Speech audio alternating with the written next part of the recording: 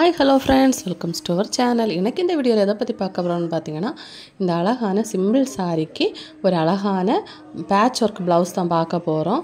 So Aqua blouse எடுத்து கொடுத்திருந்தாங்க. இந்த சாரியும் பாத்தீங்கன்னா லோ பிரைஸ் தான். அது மட்டும் இல்ல இந்த வீடியோ ஸ்கிப் பண்ணாம பாருங்க. நிறைய டிப்ஸ் வந்து ஷேர் பண்ணிருக்கேன். சோ கண்டிப்பா உங்களுக்கு யூஸ்ஃபுல்லா இருக்கும்.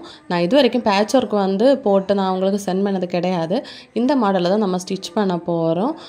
சோ ரொம்ப சிம்பிளா வேணும் அப்படினு நினைக்கிறவங்களுக்கு இது மாதிரி நீங்க வர்க் பண்ணி கொடுங்க. ஆனா இதே மாதிரி ஸ்டிட்ச் பண்ணலாம். இதுல வந்து தெர்மாகோல் பீட்ஸ் வச்சிருக்காங்க. நான் வேற ஒரு மாடல் ட்ரை பண்ணிருக்கேன். சோ நீங்க வீடியோ ஸ்கிப் பண்ணாம கடைசி வரைக்கும் பாருங்க. அப்படியே உங்களுக்கு தெரிஞ்சவங்களுக்கு இந்த வீடியோவை ஷேர் பண்ணுங்க.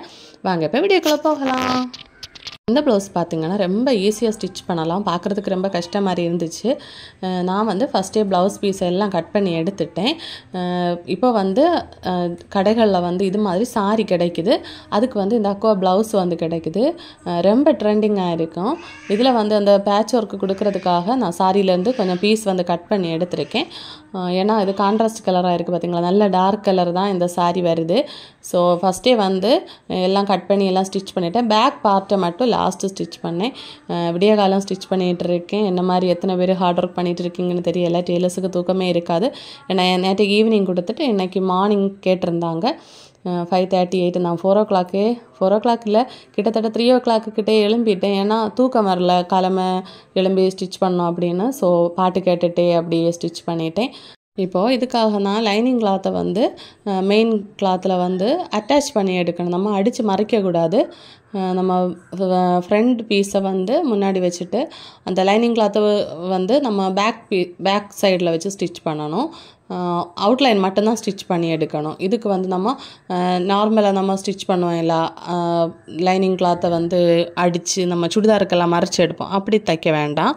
ஏன்னா நம்ம இதுக்கு வந்து கழுத்துக்கு வந்து கிராஸ் பீஸ் போட்டு பைப்பிங் மாதிரி கொடுக்க போகிறோம். அதனால தான் இப்போது நீட்டாக வந்து ஸ்டிச் பண்ண போகிறேன். இதில் வந்து நான் வந்து பின் எதுவும் அட்டாச் பண்ணல. பின் பண்ணாமலே நான் கழுத்து வந்து அடிச்சிடுவேன். ஸோ நீங்கள் பிகினர்ஸாக இருந்தால் பின் பண்ணணும்னா பின் பண்ணிக்கோங்க. இப்போ நீட்டாக எல்லா சைடையும் கரெக்டாக பிடிச்சி வச்சுட்டு இது மாதிரி எடுத்து ஸ்டிச் பண்ணி எடுக்கிறேன். சைடு ஓரம் அடிங்க. அப்போ தான் உங்களுக்கு பைப்பிங் அடிக்கிறப்போ நம்ம இப்போ ஸ்டிச் பண்ண த்ரெட் வந்து வெளியே தெரியாது. சைட்லேயே அடித்து பழங்குங்க. ஃபஸ்ட்டு நம்ம ஸ்டிச் பண்ணுறப்போ பிகினர்ஸாக இருக்கிறனால என்ன பண்ணுவோன்னா தூரமாக நீக்கி ஸ்டிச் பண்ணுவோம். அப்படி பழகாமல் ஃபஸ்ட்டு நம்ம ட்ரை பண்ணுறப்பவே கரெக்டாக வந்து அதை கம்ஃபர்டபுளாக நீங்கள் ஸ்டிச் பண்ணி இது மாதிரி ஸ்டிச் பண்ணி பழகுங்க. ஓரத்தை வச்சு அடித்து பழகுங்க. அப்போ வந்து ஃபுல்லாக உங்களுக்கு நீட்டாக ஒரு ஃபினிஷிங்காக கொண்டு வரலாம். என்னோட யூடியூப் கமெண்ட் பாக்ஸில் வந்து ஒரு சின்ன ஒரு கமெண்ட்டை பார்க்கலாம். ஒரு சிஸ்டர் எனக்கு சொல்லியிருக்காங்க, உனக்கு கடவுள் ரொம்ப திறமையாக கொடுத்துருக்கிறார், சூப்பர்னு. எனக்கு மட்டும் இல்லை, என்னோடய வீடியோஸ் பார்க்குற எல்லாருக்கும் உள்ளாடி ஒரு திறமை இருக்குது. அந்த திறமை வந்து ஒளிஞ்சிட்டு இருக்குது. ஸோ நீங்கள் தான் அதை வெளியே கொண்டு வரணும். உங்களுக்கு இன்ட்ரெஸ்ட் இருந்தால் மட்டும்தான் நீங்கள் ஸ்டிச்சிங் வீடியோ பார்ப்பீங்க. ஸோ இன்ட்ரெஸ்ட் இருக்கிற எல்லாருமே அதை வந்து ஒரு மூலையில் வைக்காமல் அதை வந்து கண்டினியூ பண்ணலாம் அப்படின்னு நினச்சிங்கன்னா எல்லாருக்கும் இது மாதிரி ஸ்டிச் பண்ணலாம். நல்ல ஒரு திறமை உள்ள ஆளாக மாறலாம். ஸோ உங்ககிட்ட இருக்கிற பொக்கிஷத்தை நீங்கள் தான் பிரயோஜனப்படுத்தணும். அதை அப்படியே வச்சுருந்தா அது யாருக்கும் யூஸ் இல்லாமல் மக்கி தான் போகும். சரியா? அதை உபயோகப்படுத்துறதும் படுத்தாதும் உங்கள் கையில் இருக்குது. இப்போது நான் வந்து ஒரு சைடு வந்து நான் இது மாதிரி வரைஞ்சி எடுக்கிறேன். ஏன்னா அவங்க கொடுத்த அளவு ப்ளவுஸ்லேயும் அதே மாதிரி தான் இருக்குது. ஸோ அது வந்து அதே ஷேப்புக்கு நான் வரைஞ்சி எடுக்கிறேன். இதை இப்போது இப்படி வச்சு வரைஞ்சப்போ எனக்கு கரெக்டாக வந்து அந்த பக்கம் திருப்பி பேக் சைடு வரையதுக்கு வரல. அதனால் என்ன பண்ணேன்னா நான் வரைஞ்சி பார்த்தேன், எனக்கு ஒர்க் அவுட் ஆகலை. அது எப்படி எந்த வாக்கில் வரையணும்னு தெரியலை. ஸோ அதனால் நான் என்ன பண்ணேன்னா மிஷினில் வச்சு ஃப்ரண்ட் சைட்லேயே ஒரு அடி அடித்து எடுத்தேன், ஒரு ஸ்டிச்சு போட்டு எடுத்தேன். அப்போ எனக்கு நீட்டாக வந்துருச்சு. இது இப்படி பார்த்து எனக்கு ஸ்டிச் பண்ண கொஞ்சம் கஷ்டமாக இருந்துச்சு. அதனால் நான் ஒரே அடியாக ஃப்ரண்ட் பக்கத்தையே நான் போட்டு ஸ்டிச் பண்ணி எடுத்துருந்தேன். இப்போ ஒரு ஸ்டிச்சு போட்டேன். ஸ்டிச்சு போட்டதுக்கப்புறமா அதை ஆப்போசிட் சைடில் எடுத்து திரும்பவும் நம்ம எப்படியா இருந்தாலும் கட் பண்ணதுக்கப்புறமா ஒரு அடி அடிக்கணும் தானே. அதை ஃபஸ்ட்டே வச்சு அடிக்கும்போது இந்த இடத்துலையும் ஏற்றம் இறக்கம் வராது. இந்த ரெக்கார்டு நான் எடுத்துகிட்டு இருக்கிறப்போ உங்களுக்கு இடையிடையாக நிறைய சவுண்டு கேட்கும். ஏன்னா வீடு பக்கத்தில் கிட்ட வீடு இருக்குது. சரியா? ஸோ எங்கள் வீட்டில் இருக்க ப்ளூடூத் அங்கே கனெக்ட் ஆகும். அந்த அளவுக்கு பக்கத்தில் இருக்கும். அதனால் ஏதாவது சவுண்டு கேட்டால் நீங்கள் எதாவது மன்னிச்சுக்கோங்க. இப்போ பார்த்தீங்கன்னா 2 ஸ்டிச்சும் ஒரே அடியாக அடிச்சிருக்கு. இதுக்கு இடையில நம்ம இப்போ கட் பண்ணி எடுக்கணும். இப்போ உங்களுக்கு புரியும்னு நினைக்கிறேன். நம்ம இப்படி கட் பண்ணிவிட்டு ஓரத்துக்கு அடிப்பேன் தெரியுமா, அதை நான் ஃபஸ்ட்டே அடிச்சுட்டு கட் பண்ணி எடுக்கிறேன். ஸோ இந்த டிப்ஸ் உங்களுக்கு இஷ்டப்பட்டால் லைக் பண்ணுங்கள். சரியா? இந்த டிப்ஸ் ஓகேன்னு சொல்லி ஒரு கமெண்ட்டை போட்டு விடுங்க. அப்போ தெரியும் இல்லை எனக்கு நிறைய பேருக்கு இந்த விஷயம் தெரியாமல் இருந்திருக்குன்னு. ஸோ இப்படி கட் பண்ணுறப்ப நமக்கு ஈஸியாக இருக்கும். இப்போ ரெண்டுலேயும் நம்ம பைப்பிங் வச்சு அடிக்கணும். பைப்பிங் த்ரெட் எதுவுமே நான் யூஸ் பண்ணல, நார்மலாக கிராஸ் பீஸ் போட்டு தான் ஸ்டிச் பண்ண போகிறேன். ஸோ கிராஸ் பீஸ் வந்து எதுக்கு எடுக்கணும் அப்படின்னு கூட நிறைய பேருக்கு தெரியாது. ஏன்னா பிகினர்ஸ் தான் என்னோடய வீடியோஸ் மோஸ்ட்லி பார்க்குறாங்க. இப்போ நான் சரிச்சு கட் பண்ணுறேன் பார்த்தீங்களா, இதுதான் கிராஸ் பீஸ்ன்னு சொல்கிறது. ஏன்னா நம்ம ஸ்ட்ரைட்டாக இருக்க கிளாத்தை இழுக்கும்போது அது இழுபட்டு வராது. இப்படி நம்ம சரிச்சு கட் பண்ணுறப்போ அதில் இருக்க நூல் வந்து சரிஞ்சிருக்கும். அப்போ நம்ம இழுக்கிறப்போ ஈஸியாக இருக்கும். எப்படி வேணாலும் எந்த வாக்கில் வேணாலும் ஸ்டிச் பண்ணலாம். இப்போ பாருங்கள், இது வந்து சரிஞ்சு தான் கட் பண்ணது பார்த்தீங்களா, எந்த மாதிரி இழுக்க முடியுதோ அந்த மாதிரி இழுபட்டு வருது. அதே இது ஸ்ட்ரைட் பீஸை நீங்கள் இழுக்கிறப்போ இது மாதிரி இழுபட்டு வராது பார்த்தீங்களா, ஸ்டிஃபாக நிற்குது. ஸோ இந்த பீஸை நம்ம ரவுண்டு கழுத்துக்கெல்லாம் அழகாக வளைச்செல்லாம் ஸ்டிச் பண்ணலாம். அதுக்காக தான் கிராஸ் பீஸ் கட் பண்ணுறது. இப்போ இந்த ரவுண்டுக்கு பார்த்தீங்கன்னா இதை நம்ம வைக்கிறப்ப ஸ்ட்ரைட் பீஸை வைக்கிறப்ப அது மாதிரி சுருண்டு வரும். ஒரு மாதிரி கரெக்டாக வராது. ஸ்ட்ரைட் பீஸில் மட்டும்தான் அதை ஸ்டிச் பண்ண முடியும், ஸ்ட்ரைட் பீஸை. ஆனால் இந்த கிராஸ் பீஸை வந்து நம்ம எந்த இடத்துல வேணாலும் அழகாக ஸ்டிச் பண்ணி அதை ஷேப்பு கொடுக்கும். சரியா, அதுக்காக தான் ஒரு ஃப்ளெக்சிபிள் இருக்கும் அதுக்கு அந்த கிராஸ் பீஸுக்கு. இப்போ வந்து ஒவ்வொன்றா நான் பீஸாக கட் பண்ணி எடுக்கிறேன். ஏன்னா நிறைய துணி கிடையாது நமக்கு, சாரி அவங்களுக்கு நீளம் பத்தாது அப்புறமா நம்ம நீட்டி கட் பண்ணி எடுத்தோன்னா.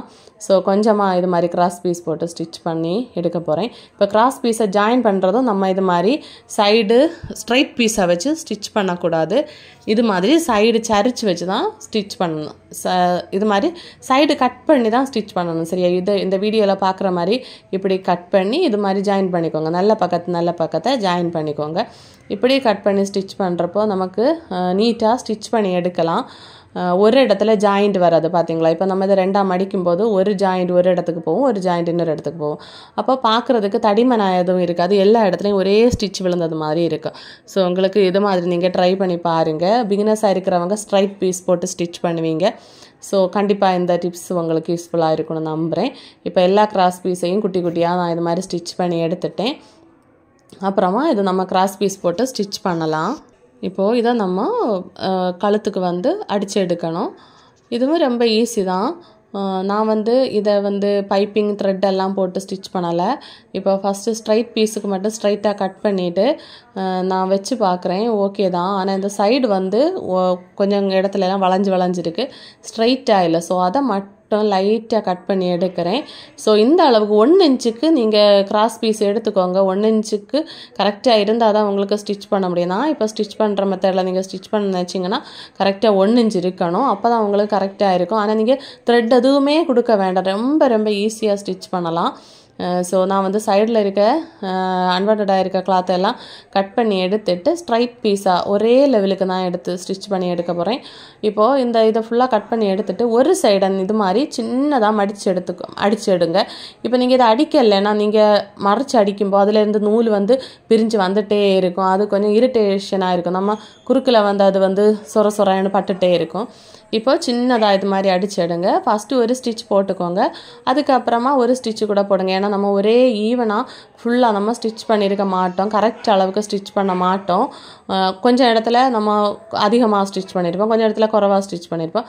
ஸோ அந்த இடத்த வந்து கரெக்டாக வந்து ஸ்டிச் பண்ணுறதுக்கு தான் நான் வந்து இப்படி ஸ்டிச் பண்ணுறேன். ஏன்னா நம்ம ஸ்டிச் பண்ணிவிட்டு மறைச்சி இந்த பேக் சைடு ஸ்டிச் பண்ணுறப்போ கொஞ்சம் இடத்துல பைப்பிங் சின்னதாக ஒல்லியாக இருக்கும், சின்ன இடத்துல கொஞ்சம் குண்டாக இருக்கும். அதனால் அப்புறமா குட்டியாக சிசர் கட் கொடுக்கணும். நுனியில் வச்சு கட் பண்ணுங்கள், சேர்த்து த்ரெட்டை கட் பண்ணக்கூடாது. இப்போ நீட்டாக கட் பண்ணிவிட்டு நம்ம அதை அப்படியே திருப்பி பேக் சைடு ஸ்டிச் பண்ணால் மட்டும் போதும். ரொம்ப அழகாக சிம்பிளாக இருக்கும் பார்க்குறதுக்கு. இப்போ ஒரு ஒர்க்குமே நீங்கள் பண்ணாமல் இருந்தால் கூட கழுத்துக்கு பைப்பிங் கொடுக்குறதா இருந்தால் இந்த மெத்தடில் கொடுங்க. பைப்பிங் த்ரெட் எதுவுமே வேண்டாம், நல்ல ஒல்லியாக இருக்கும் பார்க்குறதுக்கு. அதே டைமு நல்ல சூப்பராகவும் இருக்கும். சாரி ஒரு கலர், ப்ளவுஸ் ஒரு கலரில் சாரி நம்ம எடுப்போம் தெரியுமா, அதுக்கு வந்து என்ன ஒர்க் பண்ணலாம் அப்படின்னு கன்ஃபியூஷனில் இருக்கிறப்போ சிம்பிளாக பண்ணணும்னு வச்சா இது மாதிரி பண்ணுங்க. அப்புறமா தர்மாக்கோல் பீட்ஸ் கூட நீங்கள் யூஸ் பண்ணலாம். நான் வந்து தர்மாக்கோல் பீட்ஸ் இதுக்கு யூஸ் பண்ணலை. இப்போது நீட்டாக நான் அடித்து எடுக்கிறது ஒயிட் கலர் த்ரெட்டு போட்டிருக்கேன். ஒயிட் கலர் த்ரெட்டு நம்ம போட்டது வந்து கரெக்டாக நம்ம அந்த ரெட் கலரில் படக்கூடாது, அது மாதிரி தான் ஸ்டிச் பண்ணணும். நீட்டாக வந்து நம்ம அடித்து எடுக்கணும். சப்போஸ் உங்களுக்கு ஒயிட் கலர் த்ரெட்டு அந்த ரெட் கலர் கிளாத்தில் பட்டுன்னா அதை வந்து பிரிச்சுட்டு அடிங்க. நானுமே 2-3 இடத்துல பிரிச்சுட்டு அடித்தேன். ஏன்னா விடிய காலமாக ஸ்டிச் பண்ண பார்த்தீங்களா, தூங்கி ஸ்டிச் பண்ணிட்டேன். இப்போ இது ஜாயின் பண்ணுறதுக்கு முன்னாடி நான் இதில் ஒரு சின்ன ஒரு தப்பு பண்ணேன். என்னன்னு தெரிஞ்சால் நீங்கள் கமெண்டில் சொல்லுங்கள் சரியா? நான் லாஸ்ட்டு சொல்ல முடிஞ்சால் சொல்கிறேன் டைம் இருந்தால். இப்போது இதில் வந்து நான் தெர்மாக்கோல் பீட்ஸ் வைக்கலை, குட்டியாக இது மாதிரி ஸ்கொயர் ஷேப்பில் எடுத்து ட்ரையாங்குலர் ஷேப்பில் இது மாதிரி குட்டியாக ஸ்டிச் பண்ணி எடுத்தேன் முக்கோண ஷேப்பில். இது ஒரு சின்ன ஒரு பேட்ச் ஒர்க் தான், நல்லா இருந்து. தெர்மாக்கோல் பீட்ஸும் தீர்ந்து போச்சு. நான் நேற்றுக்கு ஈவினிங் தான் கொண்டு கொடுத்தாங்களா, ஸோ எனக்கு வந்து வாங்க போகிறதுக்கும் டைம் இல்லை. குட்டீஸை வச்சுட்டு கஷ்டமாக இருந்தது. எங்கள் ஊரில் வேறு மழை பெஞ்சிட்ருக்கு, வெளியே இறங்க முடியலை. அப்புறமா இதை வந்து குட்டியாக நான் இது மாதிரி எடுத்திருந்தேன். அதனால் எனக்கு இது வந்து பெருசாக எடுத்தால் அந்த அளவுக்கு நல்லா இருக்காது, குட்டியாக எடுத்தப்போ நல்லா இருந்து. தென் பார்த்திங்கன்னா அந்த அக்வா ப்ளவுஸில் பார்த்திங்கன்னா ரவுண்டாக தெர்மாக்கோல் பீட்ஸ் மாதிரியே கொடுத்துருக்காங்க பார்த்திங்களா. அப்போ தான் இந்த பீட்ஸ் வச்சாலுமே தெரியாது. ஸோ அதனால் நான் சரி ஓகே இந்த ஒர்க்கு நல்லா இருக்கும் அப்படின்னு நினச்சிட்டு இது மாதிரி ஒர்க் பண்ணேன். இப்போது நம்ம எந்த சைடு கொடுக்கணுமோ அந்த சைடில் வச்சு இது மாதிரி ஃபஸ்ட்டு ஒரு ஸ்டிச் போட்டுக்கோங்க. இப்போவும் கவனிச்சுக்கோங்க, அந்த ரெட் கலரில் ஸ்டிச் விழக்கூடாது, ஒயிட் கலர் த்ரெட்டு படக்கூடாது. நம்ம பைப்பிங் எப்படி ஸ்டிச் பண்ணமோ அதே மாதிரி அந்த ஒயிட் கலர் கிளாத்தில் தான் நம்ம ஸ்டிச் பண்ணணும். இப்போது எக்ஸஸாக இருக்க கிளாத்தையெல்லாம் ரிமூவ் பண்ணதுக்கப்புறமா நம்ம ஜாயின் பண்ணால் போதும். ரொம்ப ஈஸியான ஒரு பேட்ச் ஒர்க் தான். நான் ஃபஸ்ட் டைமாக பண்ணினேன், நிஜமாக நிறைய ப்ளவுஸ் ஸ்டிச் பண்ணியிருக்கேன். ஆனால் நிறைய பேர் பேட்ச் ஒர்க்கெல்லாம் அழகழகாக பண்ணி இந்த வீடியோஸ் எல்லாம் போடுறாங்க. என்னோடய சேனல்லே எனக்கு சென்ட் பண்ணி தந்திருக்காங்க என்னோடய சப்ஸ்கிரைபர்ஸ். பட் எனக்கு வந்து பேட்ச் ஒர்க்கு நான் பண்ணேன்னா கேட்டால் விரல் விட்டு எண்ணலாம், அப்படி தான் நான் பேட்ச் ஒர்க்கு பண்ணியிருப்பேன். எனக்கு பேட்ச் ஒர்க் பண்ணுறது பயங்கர கஷ்டம் போல், நல்ல கஷ்டம்னு நினைப்பேன் பேட்ச் ஒர்க்கு. அந்த பேட்ச் ஒர்க்கு இது மாதிரி கட்டிங் போட்டு இப்படியெல்லாம் ஸ்டிச் பண்ணுறது வீடியோஸ் எல்லாம் பார்க்குறோம், ஐயோ இவங்க எப்படி பண்ணுறாங்க அப்படின்னு தோணும். ஆனால் என்னோடய ஒர்க்கை பார்க்குறப்போ அவங்க நினைப்பாங்க எப்படி பண்ணுதுன்னு. இப்போ ஒரு சின்ன ஒரு டிப்ஸ் என்னென்னா, சாரிக்கு வந்து நம்ம ஓரம் அடிப்போம் தெரியுமா, இதுக்கு வந்து கரெக்டாக நமக்கு கிளாத் வந்து எப்படி கட் பண்ணணும்னு தெரியாது, ஸ்ட்ரைட் பீஸ் கட் பண்ண தெரியாது. அதுக்கு எப்படின்னா இப்படி ஒரு கட் பண்ணிவிட்டு ஒரு த்ரெட்டை நீங்கள் பிடிச்சி எடுத்தீங்கன்னா அச்சம் வரை அதுக்கு எண்டு வரை இது மாதிரி அந்த த்ரெட்டு போகும். அதை நீட்டாக நீங்கள் கட் பண்ணால் போதும். இனிமேல் சாரி வந்து நீங்கள் ஓரம் அடிக்கிறப்போ கரெக்ட் ஸ்ட்ரைட் பீஸாக வந்து கட்டிங் இல்லைன்னா இது மாதிரி ட்ரை பண்ணி பாருங்கள். அப்போ உங்களுக்கு கரெக்டாக வந்து, ஏன்னா பிகினர்ஸாக இருக்கிறவங்களுக்கு சின்னதாக கூட மடக்கி அடிக்கிறதுக்கு கஷ்டப்படுவாங்க. அப்போது நீங்கள் இது மாதிரி கரெக்டாக நீங்கள் ஓரம் கட் பண்ணி எடுத்திங்கன்னா சின்னதாக அவங்களுக்கு குட்டியாக மடிப்பு மடித்து அடிக்கிறதுக்கு ஈஸியாக இருக்கும், பார்க்குறதுக்கு நீட்டாக ஃபினிஷிங்காக இருக்கும். இந்த டிப்ஸ் இஷ்டப்பட்டாலும் லைக் செய்யுங்க, கமெண்ட் பண்ணுங்கள் சரி ஏதாவது டிப்ஸ் உங்களுக்கு யூஸ்ஃபுல்லாக இருந்து இல்லை இது எனக்கு தெரியும் அப்படின்னு. தென் பார்த்திங்கன்னா ஆரி கிளாஸ் என்னோடய சேனலில் போயிட்டுருக்கு, ஃப்ரீயாக தான் சொல்லி கொடுத்துட்ருக்கேன். சேனல்லே ஓப்பனில் வீடியோ இருக்குது, தேவைப்பட்ட போய் பார்த்துக்கோங்க. நார்மலாக ஸ்டிச் பண்ணுறவங்க ஆரி ஒர்க்கு கூட பண்ணி அதுலேயும் உங்களுக்கு காசு ஏர்ன் பண்ணலாம். இப்போ வெளியே நீங்கள் நிறைய ரூபாய் கொடுத்து படிப்பீங்க, இது அப்படி எதுவுமே கிடையாது. திங்ஸ் மட்டும் நீங்கள் வாங்கினா போதும். இப்போ பார்த்திங்கன்னா எல்லாமே நான் ஆல்ரெடி ஸ்டிச் பண்ணி வச்சுருந்தேன். இப்போ எல்லாத்தையும் அட்டாச் பண்ணப்போ ஒரு அழகான ப்ளவுஸ் கிடச்சிருச்சு. ரொம்ப ரொம்ப நீட்டாக சூப்பராக ஒரு ப்ளவுஸ் ரெடி ஆகிட்டு. ஸோ வீடியோ இஷ்டப்பட்டால் லைக் செய்ய மறக்கிறது, என்னை மோட்டிவேட் பண்ணுற மாதிரி கமெண்ட் பண்ணுங்கள். அப்படியே நீங்கள் ஒர்க் பண்ணிங்கன்னா எனக்கு மறக்காமல் வாட்ஸ்அப் குரூப்பில் சென்ட் பண்ணுங்கள், லிங்க் டிஸ்கிரிப்ஷனில் இருக்குது. தேங்க்யூ.